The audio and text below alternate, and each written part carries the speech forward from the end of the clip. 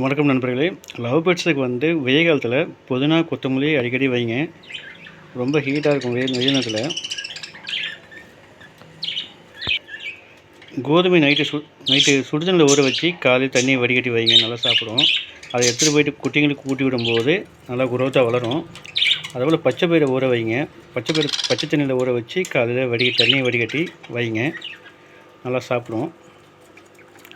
Carrot beetroot செத்தி வைக்கலாம். எல்லா கீரையுமே வைக்கலாம், புளிச்ச கீரையை தவிர எல்லா கீரையுமே வைக்கலாம். அரைக்கீரை, முளைக்கீரை, செடிக்கீரை, பொன்னாங்கண்ணி கீரை, முருங்கைக்கீரை.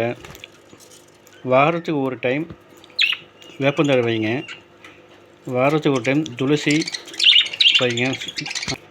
துளசி மற்றும் ஓமவல்லி தழை வைங்க, வாரத்துக்கு ஒரு டைமு.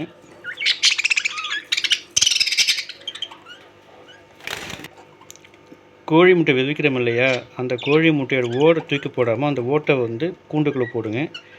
லவ் பேர்ட்ஸ் சாப்பிடும். கனவா ஓடு வைங்க, அதுவும் நல்லா சாப்பிடும்.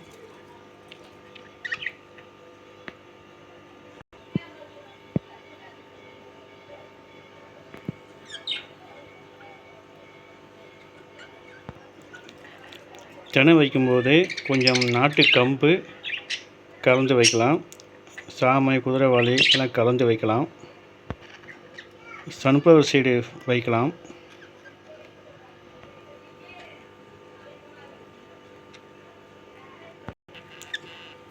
இவங்க பாருங்கள், பானைக்குள்ளே எட்டி பார்க்குறாங்க. இவங்க முட்டை வச்சுருக்காங்க, இன்னும் குஞ்சு பறிக்கல.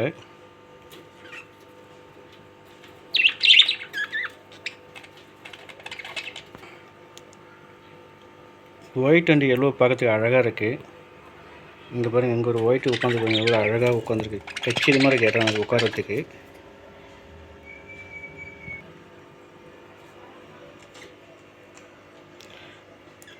நம்மக்கிட்ட கூண்டு கிடைக்கும். தேவைப்படுறவங்க மெசேஜ் பண்ணுங்கள். டிரான்ஸ்போர்ட் மூலிமா அனுப்பப்படும். எந்த சைஸ் வேணாலும் கிடைக்கும், எத்தனை வேணாலும் எவ்வளோ வேணாலும் கிடைக்கும்.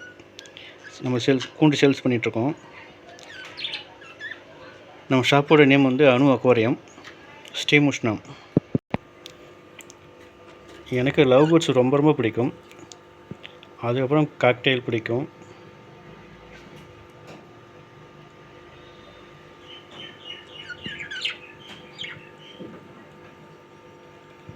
வெயில் நேரம், நான் கீழே போயிட்டு கொத்தமல்லி எடுத்து வந்து போட போகிறேன்.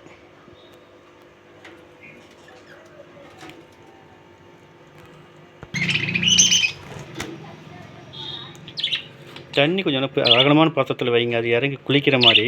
அப்படி வச்சிங்கன்னா வெயில் நேரத்தில் குளிக்கும்.